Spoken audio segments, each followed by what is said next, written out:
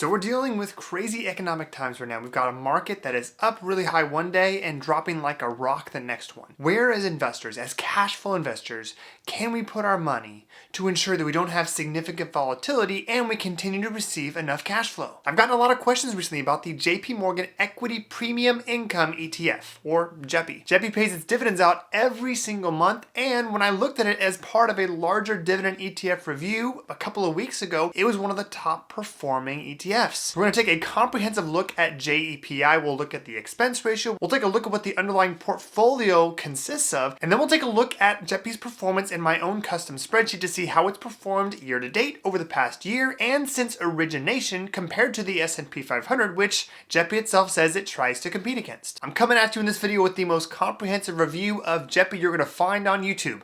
Let's get started.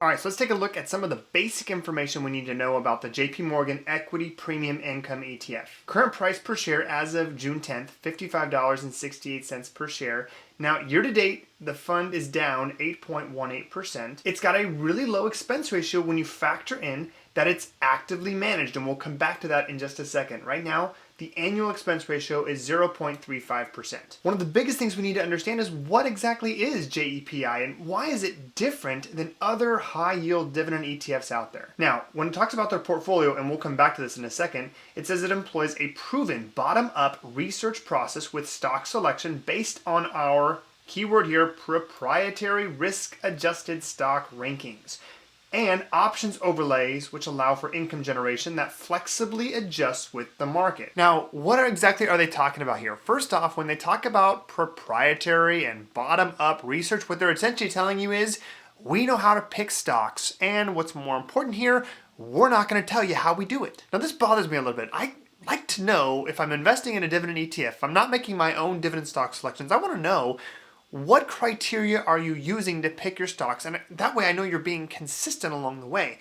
When you say it's proprietary, you're telling me it's really good, you should pay me for it, but you're not telling me how you do it, which kind of bothers me a little bit. Now, it also says it utilizes options, and we're going to get into that here. It does it in a much different way than most covered call ETFs do out there, even though the general approach is the same. Now, it is true, it says here that they are competitively priced versus their peers at 0.35%. I agree with them. When we talk about actively managed income funds, at 0.35% annually, this is a really good deal. It explains to us right here, and we'll dive into this shortly, number of holdings in the fund, 115. And their 12-month rolling dividend yield, 7.89%. We're going to take a dive into the summary prospectus, aka the legal document nobody really ever likes to read, but this is where the important details are. So let's dive in. So the goal right here to see current income while maintaining prospects for capital appreciation. In other words, unlike QYLD where all of the income coming in is then distributed out to shareholders, JEPI is looking to generate income, absolutely, but also to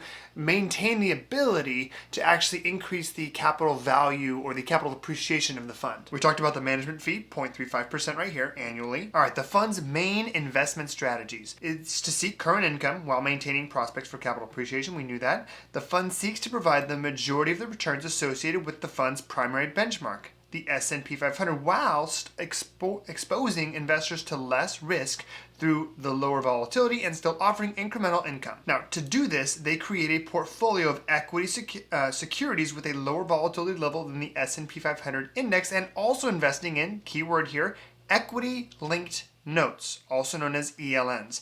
The fund is managed in a way that seeks under normal circumstances to provide monthly distributions at a relatively stable level. Now, moving down further, in implementing the strategy, the fund invests significantly in the equity securities of companies included in the S&P 500, both large cap and mid cap companies. Now, further down, in order to generate income, the fund may invest up to 20% of its net assets in ELNs, which are structured as notes that are issued by counterparties, including blanks. ELNs in which the fund invests in are derivative instruments that are specifically designed to combine the economic characteristics of the S&P 500 index and written call options in a single note form. So instead of clearly identifying which of their underlying stocks that they're writing call options on, instead they're investing in a separate investment, these equity-linked notes, and within them they are actually writing call options and generating income. I've tried really hard to dig and find more information about these equity-linked notes. It's just not available. It's very proprietary to JP Morgan, and you're just not going to figure out what's inside them. So the key takeaway with JEPI is they are trying to be less volatile than the S&P 500, and they're going to invest in some of the elements of the S&P 500 to do this, but they're also going to generate cash flow every month, partly through dividends from these underlying stocks, but also by writing call options in the form of investing in these equity-linked notes. In case you didn't know, my wife and I have 4 kids running around the house. 3 boys and a little girl. And my oldest boy is going to be a middle schooler soon. Things can get a bit interesting around here, but make no mistake, these kids are my most important investment. I choose to protect that investment with life insurance, and you should too, but with your kids, not mine. This is why I'm excited to be partnering with Fabric. Fabric has made life insurance easy. It's built for parents to manage their family's financial future stress-free. In addition to life insurance, you can also set up a will, start a college fund, or even a savings account. You can apply online at meetfabric.com in less than 10 minutes. Coverage could be offered instantly with no health exam required. You can view your quote and customize your policy to fit your family's needs. There's no risk to apply. Fabric has a 30-day money-back guarantee, and you can cancel at any time. Make sure to visit the website and apply today. Your family is worth it. Make sure to check out the link right here below to apply for life insurance today. Even if you already have life insurance now, check out the website below and apply today. Let's take a look at the holdings of JEPI. So we're on their website here. Here is a complete list of their investments as of June 10th. 2022. So these are the top holdings here. You can see the first 1, 2, 3, 4, 5, 6 of them are all equity linked notes, and they all make up about less than 2% actually. Let's scroll over here. Between 1.69 and 1.89% of market value, and about the same amount in net assets of the fund. You can then see that we've got investments in Bristol Myers Squibb, Progressive Corporation, we've got another equity linked note, then AbbVie, Hershey Company, another equity-linked note, Coca-Cola, United Health Group, and then more equity-linked notes down here, followed by a lot of companies that I'm sure you heard of, such as MasterCard, PepsiCo, Jack Henry, further down, ExxonMobil, Microsoft, etc. Here's a look at the most recent dividends paid out. Again, remember, JEPI pays out monthly dividends. And you can see a little bit of volatility here, a little bit of variability. We've got 40 cents, 25, 33, 34, 36, 38, 45, 38, 46, 58, 46, 51. So it definitely bounces around a little bit. These are all the distributions that were made between July 2020 and June 2022. It definitely bounces around a little bit, somewhere between 30 cents and 50 cents on average every single month. Let's take a look at how this investment, JEPI, has performed against the S&P 500 over 3 separate time periods, from origination, July 2020 through present, as well as over the most recent year, and then year to date, 2022. We're not going to really take a look at the level of distributions because we already know that JEPI is going to have a higher level of income, cash flow, than the S&P 500. So we're going to look at specifically overall balance. If we started with $100,000 and we reinvested dividends, what would be the difference in the value? All right, so this first look we're getting is these two investments compared against each other from origination, which is May of 2020 all the way through May or June of 2022. And we can see here that on this time frame, just over 2 years, the S&P 500 has outperformed JEPI. But then again, we should know that. We should understand that we're going to get more, in a bull market, we're going to get more value out of the S&P 500. Whereas we definitely had growth here with JEPI. We started with $100,000. We ended up here kind of in the middle of a bear market, or the start of a bear market at least. We're down to 111, but at its high, we were right around here we started with 100, we're at 126, whereas we started with 100 here, and we got as high as, looks like 161, 162. Let's take a look at the most recent year to see how it performed. Okay, so this is from June 2021 through June 2022, both starting with $100,000. The red is JEPI, whereas the blue is the S&P 500. Definitely less volatility.